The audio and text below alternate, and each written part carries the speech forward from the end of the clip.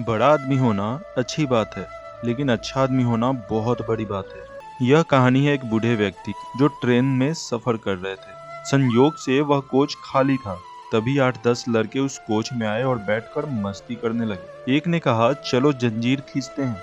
इस पर दूसरे लड़के ने कहा, यहाँ लिखा है कि 500 रुपए का जुर्माना और 6 महीने की कैद। तीसरे ने कहा कि हम 4 लोग हैं, चंदा करके 500 रुपए जमा कर देंगे। जब चंदा इकट्ठा किया गया तो 500 की जगह 1200 रुपए जमा हो गए, जिसमें 200 के 3 नोट, 2 नोट 50 के, बाकी सब 100 के नोट थे।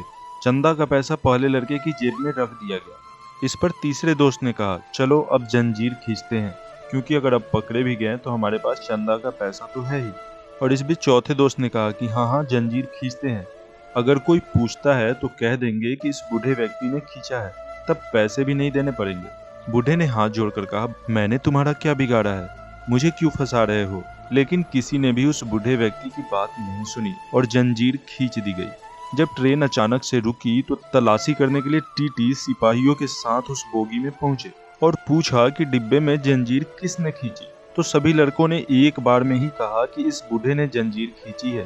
टीटी बूढ़े व्यक्ति से गुस्सा होकर बोला, शर्म नहीं आती इस उम्र में ऐसी हरकत करते हुए। बूढ़े ने हाथ जोड़कर कहा, साहब मैंने ही जंजीर खींची है, लेकिन मेरी बहुत मजबूरी थी। टीटी ने पूछा, ऐसी भी क्या मजबूरी थी जो आपको जंजीर खींचनी पड़ी। बूढ़े व्यक्ति ने कहा, साहब मेरे पास केवल 1200 रुपए थे, जो इन लड़कों ने छीन लिए और इस पहले लड़के ने अपनी जेब में रख लिए हैं, जिनमें 200 के 3 नोट, 2 नोट 50 के, बाकी 100 रुपए के नोट हैं। अब टीटी ने सिपाही से कहा, इस लड़के की तलाशी लो। जब लड़के की तलाशी ली तो 1200 रुपए बरामद हुए और जैसा बूढ़े व्यक्ति ने कहा था नोट बिल्कुल वैसे ही थे। टीटी ने 1200 रुपए को वृद्ध व्यक्ति को वापस कर दिया। बाकी चारों लड़के को अगले स्टेशन में पुलिस के हवाले कर दिया गया। पुलिस के साथ जाते समय लड़के ने वृद्ध व्यक्ति की ओर घूर कर देखा तो वृद्ध व्यक्ति ने सफेद मूंछों पे हाथ फेरते हुए कहा, बेटा ये बाल यूं ही सफेद नहीं हुए हैं।